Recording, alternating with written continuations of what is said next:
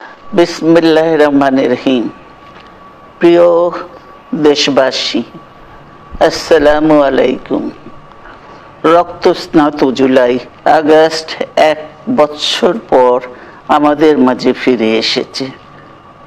দীর্ঘ 16 বছর ফ্যাসিস্টদের নির্মম অত্যাচার, নির্যাতন, গ্রেফতার, হত্যা, খুনের মাধ্যমে গণতন্ত্রকে ধ্বংস করে এবং এক দলীয় শাসন ব্যবস্থা চিরস্থায়ী করতে চেয়েছিল আওয়ামী শাসক গোষ্ঠী।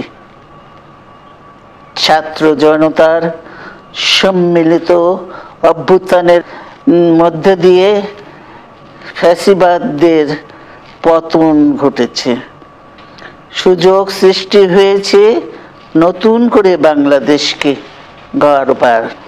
এই আন্দোলনে যারা শহীদ হয়েছেন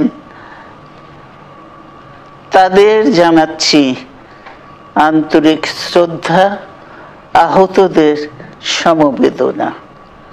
তাদের এই আত্মত্যাগ জাতি চিরকাল মনে রাখবে।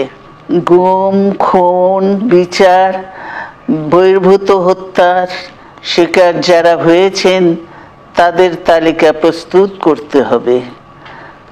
দ্রুত বিচারের ব্যবস্থা ও রাষ্ট্রীয় স্বীকৃতি নিশ্চিত করতে হবে।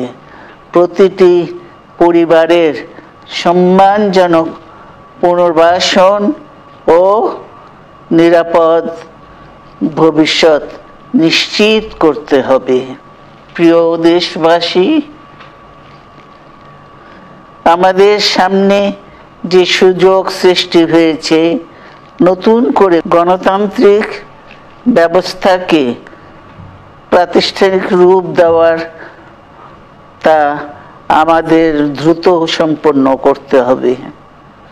কর্মসংস্থান সৃষ্টি করতে হবে, জনগণের নিরাপত্তা নিশ্চিত করতে হবে।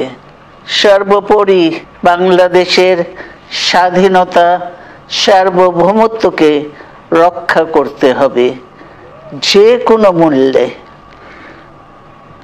বীরের এই রক্তস্রোত, মায়ের অশ্রুধারা যেন বৃথা না যায় তা নিশ্চিত করতে হবে।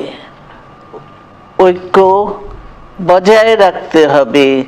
আসুন আমরা সবাই মিলে শহীদ জিয়ার স্বপ্নকে বাস্তবায়িত করি কোটি মানুষের নতুন বাংলাদেশের নির্মাণের স্বপ্নকে। আল্লাহ হাফেজ। বাংলাদেশ জিন্দাবাদ।